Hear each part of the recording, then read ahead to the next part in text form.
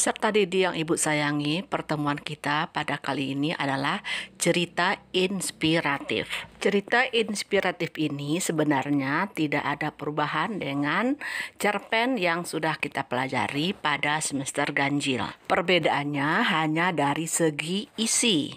Isi cerita inspiratif ini dapat menggerakkan hati pembaca untuk bersemangat atau termotivasi.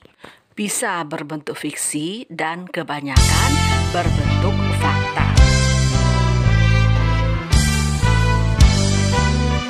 Sebuah cerita bisa dikatakan cerita inspiratif apabila pertama isi ceritanya itu adalah sesuatu yang wah atau yang bernilai keteladanan. Yang kedua, sifatnya menyentakkan hati dan pikiran pembaca sehingga semangat dan termotivasi dengan isi cerita tersebut. Dan yang terakhir, makna mendalam dan bermanfaat bagi orang lain. Struktur ceritanya sama dengan struktur cerita pendek, yaitu diawali dengan orientasi, perumitan peristiwa, komplikasi, resolusi, dan koda.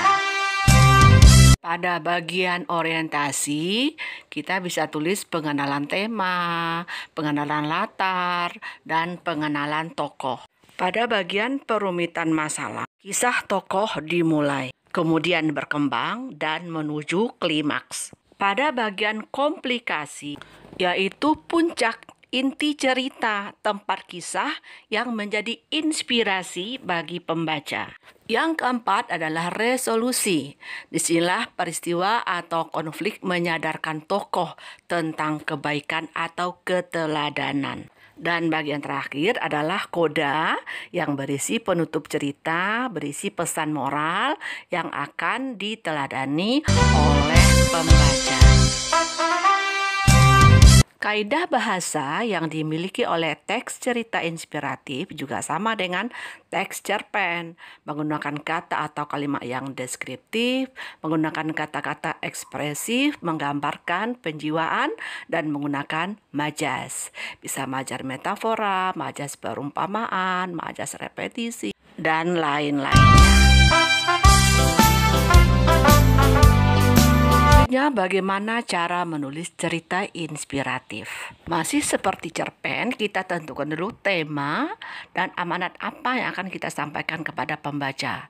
Kemudian kita buat kerangka karangannya. Setelah itu kita mulai mengembangkan dengan paragraf orientasi yang menarik. Lanjutkan ke struktur berikutnya, jangan lupa bahasa yang ringan dan mengalir.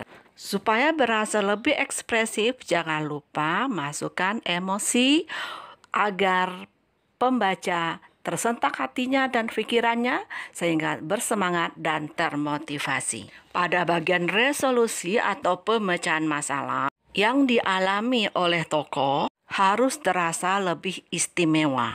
Dan terakhir, karya tersebut tentu harus disunting kembali dan diberikan judul yang memberikan semangat kepada pembacanya.